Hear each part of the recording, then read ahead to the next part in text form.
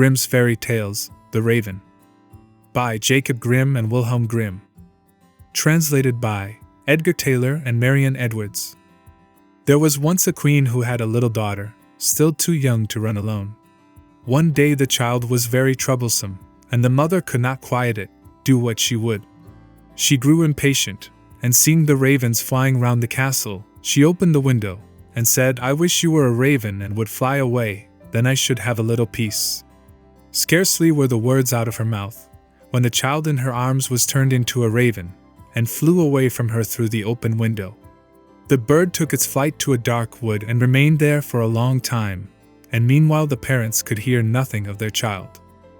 Long after this, a man was making his way through the wood when he heard a raven calling, and he followed the sound of the voice.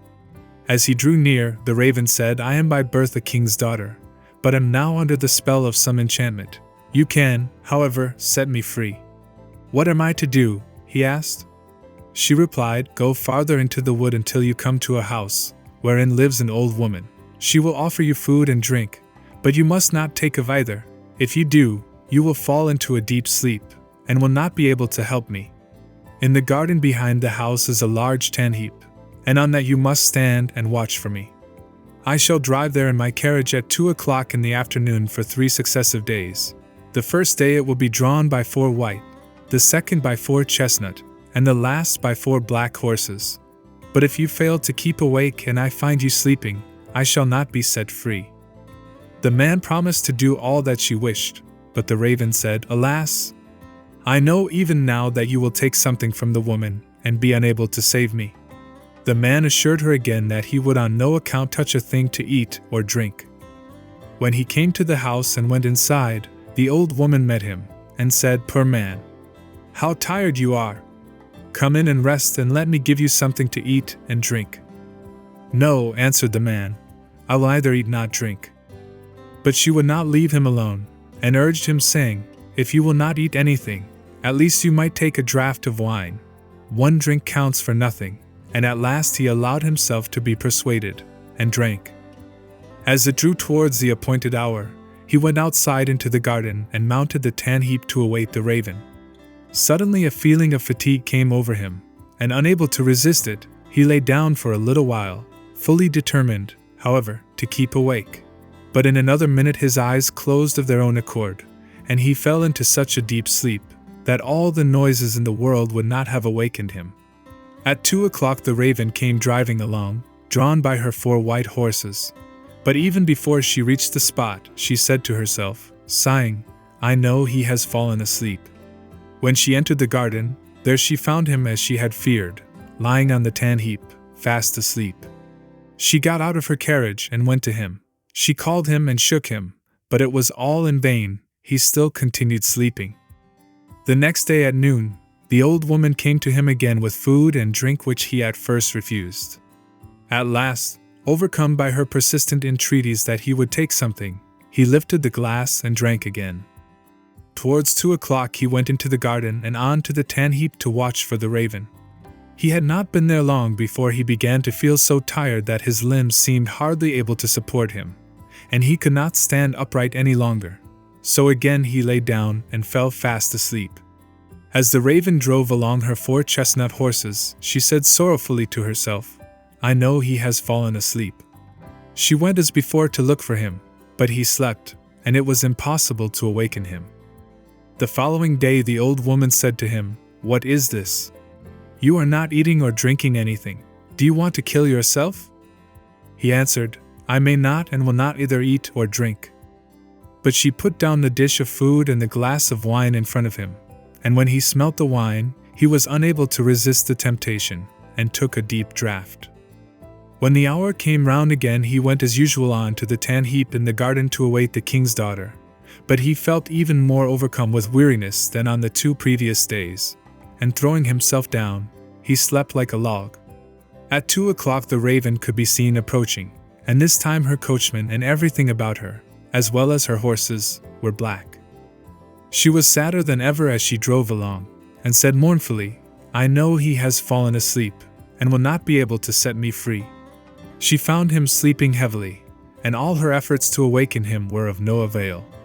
Then she placed beside him a loaf, and some meat, and a flask of wine, of such a kind, that however much he took of them, they would never grow less.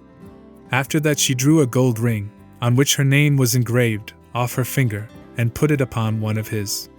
Finally, she laid a letter near him, in which, after giving him particulars of the food and drink she had left for him, she finished with the following words: "I see that as long as you remain here you will never be able to set me free. If, however, you still wish to do so, come to the golden castle of Stromberg. This is well within your power to accomplish." She then returned to her carriage and drove to the golden castle of Stromberg. When the man awoke and found that he had been sleeping, he was grieved at heart, and said, "She has no doubt been here and driven away again, and it is now too late for me to save her." Then his eyes fell on the things which were lying beside him. He read the letter, and knew from it all that had happened. He rose up without delay, eager to start on his way and to reach the castle of Stromberg, but he had no idea in which direction he ought to go. He traveled about a long time in search of it, and came at last to a dark forest, through which he went on walking for 14 days and still could not find a way out. Once more the night came on, and worn out he lay down under a bush and fell asleep. Again the next day he pursued his way through the forest, and that evening, thinking to rest again, he lay down as before, but he heard such a howling and wailing that he found it impossible to sleep. He waited till it was darker and people had begun to light up their houses, and then seeing a little glimmer ahead of him, he went towards it. He found that the light came from a house which looked smaller than it really was, from the contrast of its height with that of an immense giant who stood in front of it. He thought to himself, "If the giant sees me going in, my life will not be worth much." However, after a while he summoned up courage and went forward. When the giant saw him, he called out, "It is lucky for that you have come, for I have not had anything to eat for a long time. I can have you now for my supper." "I would rather you let that alone," said the man, "for I do not willingly give myself up to be eaten. If you are wanting food I have enough to satisfy your hunger." "If that is so," replied the giant, "I will leave you in peace. I only thought of eating you because I had nothing else." So they went indoors together and sat down, and the man brought out the bread, meat, and wine, which although he had eaten and drunk of them, were still unconsumed. The giant was pleased with the good cheer, and ate and drank to his heart's content. When he had finished his supper the man asked him if he could direct him to the castle of Stromberg. The giant said, "I will look on my map. On it are marked all the towns, villages, and houses." So he fetched his map, and looked for the castle, but could not find it. "Never mind," he said, "I have larger maps upstairs in the cupboard. We will look on those." But they searched in vain, for the castle was not marked even on these.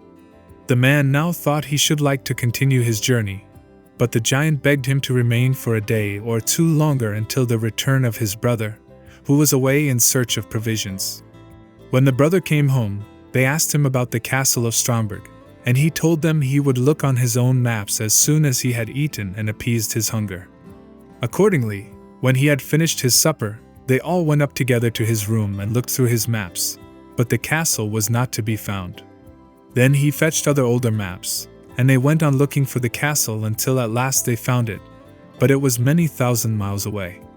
"How shall I be able to get there?" asked the man. "I have 2 hours to spare," said the giant, "and I will carry you into the neighborhood of the castle. I must then return to look after the child who is in our care." The giant, thereupon, carried the man to within about 100 leagues of the castle, where he left him, saying, "You will be able to walk the remainder of the way yourself." The man journeyed on day and night till he reached the golden castle of Stromberg. He found it situated, however, on a glass mountain, and looking up from the foot he saw the enchanted maiden drive round her castle and then go inside. He was overjoyed to see her, and longed to get to the top of the mountain, but the sides were so slippery that every time he attempted to climb he fell back again. When he saw that it was impossible to reach her, he was greatly grieved, and said to himself, "I will remain here and wait for her." So he built himself a little hut, and there he sat and watched for a whole year, and every day he saw the king's daughter driving round her castle, but still was unable to get nearer to her. Looking out from his hut one day he saw 3 robbers fighting, and he called out to them, "God be with you." They stopped when they heard the call, but looking round and seeing nobody, they went on again with their fighting, which now became more furious. "God be with you," he cried again, and again they paused and looked about, but seeing no one went back to their fighting. A third time he called out, "God be with you," and then thinking he should like to know the cause of dispute between the three men, he went out and asked them why they were fighting so angrily with one another. One of them said that he had found a stick, and that he had but to strike it against any door through which he wished to pass, and it immediately flew open. Another told him that he had found a cloak which rendered its wearer invisible, and the third had caught a horse which would carry its rider over any obstacle, and even up the glass mountain. They had been unable to decide whether they would keep together and have the things in common, or whether they would separate. On hearing this, the man said, "I will give you something in exchange for those three things, not money, for that I have not got, but something that is of far more value. I must first, however, prove whether all you have told me about your three things is true." The robbers, therefore, made him get on the horse, and handed him the stick and the cloak, and when he had put this round him he was no longer visible. Then he fell upon them with the stick and beat them one after another, crying, "There, you idle vagabonds, you have got what you deserve. Are you satisfied now?" After this he rode up the glass mountain. When he reached the gate of the castle, he found it closed, but he gave it a blow with his stick, and it flew wide open at once, and he passed through. He mounted the steps and entered the room where the maiden was sitting, with a golden goblet full of wine in front of her. She could not see him, for he still wore his cloak. He took the ring which she had given him off his finger, and threw it into the goblet, so that it rang as it touched the bottom. "That is my own ring," she exclaimed, "and if that is so, the man must also be here who is coming to set me free." She sought for him about the castle, but could find him nowhere. Meanwhile he had gone outside again, and mounted his horse and thrown off the cloak. When therefore she came to the castle gate she saw him, and cried aloud for joy. Then he dismounted and took her in his arms, and she kissed him, and said, "Now you have indeed set me free, and tomorrow we will celebrate our marriage."